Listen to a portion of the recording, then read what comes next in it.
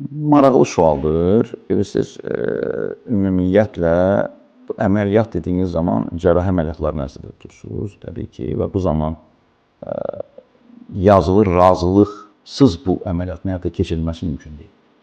Və hər hansı bir praktiki tibbi fəaliyyətin ən vacib mərhələlərindən biri də bu müalicə sahəsində cərrahi əməliyyatlardan qabaq və ümumiyyətlə hər hansı bir tibbi prosedurlardan əvvəl mütləq rəsmiləşdirmələr aparılmalıdır. Əlbəttə ki, pasientin razılığı əks etdirən sənədləşmələr olmalı və bu çox vacibdir. Bu sənədləşmələr, bu rəsmiləşdirmələr də adlandıra bilərik. Buna hüquqşünasın nəzarət etməsi və hüquqşünas tərəfindən bu sənədləşmələr aparılsın, hazırlansın. Təbii ki, tibbi işlərlə birlikdə və bu sahədə health advokat qeyd edilən bu rəsmiləşdirmələrin, o sənədlərin, tibbi sənədlərin hazırlanmasında pasientlə həkim arasında olan münasibətlər zamanı bu şirkət həmən fəaliyyəti də həyata keçirir və bununla əlaqədar olaraq düşünürəm ki, Health Advocat şirkətinin imkanlarından istifadə etmək yaxşı olar, effektiv olar.